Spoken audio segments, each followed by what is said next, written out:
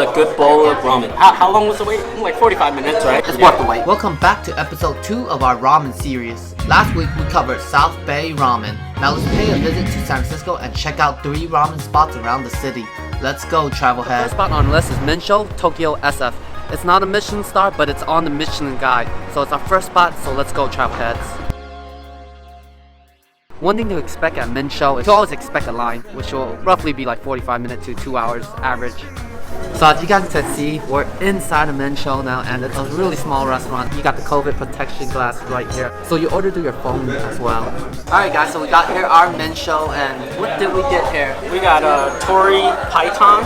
It's basically a chicken-based broth because of the basically collagen and the fat content. This broth is like super thick, but we also have thick noodles, so it picks up that flavor very well. So look at these thick noodles, and then look at the consistency of this. Super rich, super flavorful. We gotta try the broth first. I got some chili oil on the broth. That's so thick. It's so rich. It's really good. It's very different from most of the other ramen, which makes this spot special.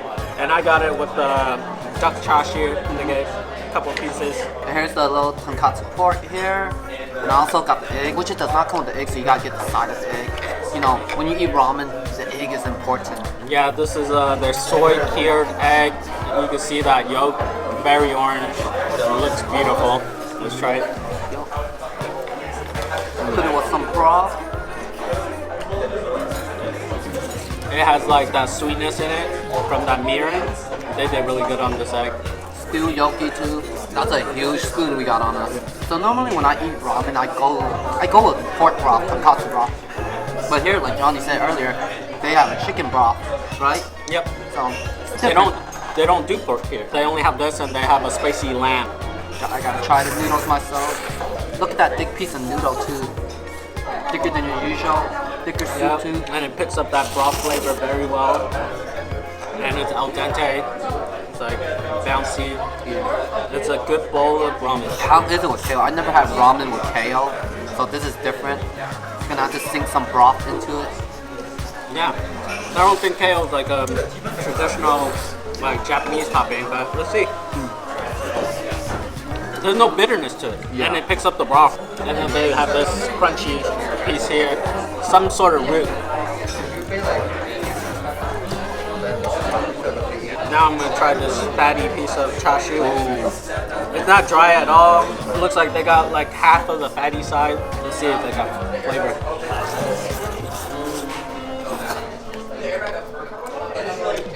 Talk about fatty, right? Mm-hmm. It's very flavorful and it just melts in your mouth. That's good. Super fatty. Yeah. And it has that sweetness like the egg. It also has a little of a char taste to it on the edge of it, so it's perfect. Now I'm gonna go eat. I'm gonna dig in. So we are here at Marufuku, and I have here the Hakata tonkatsu. It has 2 thin pieces of tonkatsu pork, soft-boiled egg, thin noodle. I'm not huge on thin noodle. I like the thicker noodle for the chew and the bounce more. Alright guys, so we just got done eating at Marufuku. The noodle was thin noodle, as you've seen. You know me, I prefer the thicker noodle. The broth itself wasn't too strong. It wasn't too rich. It was like a balance. What the noodles that is. We gotta talk about those tonkatsu, the pork. Those pieces are super thin. It really tasted like it was boiled. Maybe I'm just spoiled from all the ramen places I had from this ramen series. The thick pieces, the bigger pieces of tonkatsu. For the soft boiled egg, I don't blame the egg for being a little more on the harder side because I took a while before I ate it. It was very, very light taste of marination, if anything. Overall, Marufuku is the highest rated ramen shop in San Francisco. On to our next destination, Hinodeya. Let's go. There you go. We're vlogging. Oh, we're vlogging, we're live. We got ramen here, and we're about to go live. See you guys on the video. And our last destination is right here at Hinodeya Ramen. I got here the Hinodeya Ramen, and what did you get? I got the creamy ramen. So you got the crispy kale kombucha, that's what you call it. Dry seaweed, spinach, and this creamy broth. So yours is a vegan ramen. I have here the Hinodeya, which is, I guess, their most famous one. We didn't get the clam one, but we got this. This has 2 chashu, a lot of baboon shoots, more than I expect. Green onion, soft boiled egg, nori, a level 1 spice, and their broth isn't tonkatsu broth, it's dashi, so it's a lighter flavor broth, more liquidy one compared to your creamier one. Apparently they don't do the tonkatsu broth here. It's different, so let's go give it a try. I like it. Normally I love my tonkatsu broth in my ramen, but this is very different. You can taste the egg noodle in that broth. A little kick of spice too. How's your broth? It's very sweet. Very creamy in your teeth? I won't say it's creamy. Okay. A little more liquidy than creamy? Yeah. I'm gonna try out some of the noodle. Not long piece. Their noodle is thicker than your normal noodles. It's very chewy. You can taste a little of the pepper in the noodles. It does go well with the broth too. I really like the noodles with the broth. Oh, where's my egg? I doubt it's a soft boiled egg no more because I had it out for a while. But let's try it anyway.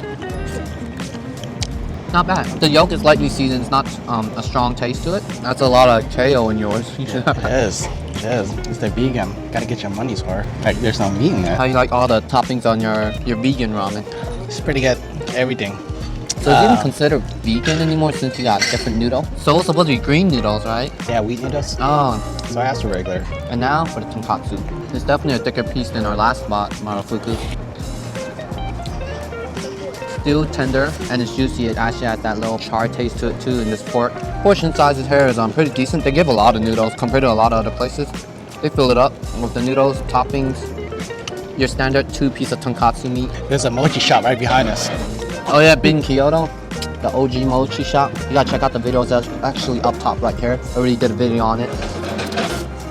Here at Japantown, this spot is just right next to Marufuku. Marufuku is actually inside this mall, while this is outside across the street. Next week, we visit San Mateo County ramen shops, which include my favorite ramen spot. You don't want to miss out. Alright guys, that is it for the ramen series in San Francisco, and on to our next ramen series. Let's go. If you enjoyed it, don't forget to give it a like. Consider subscribing so you don't miss our next ramen series. Until then, travel heads.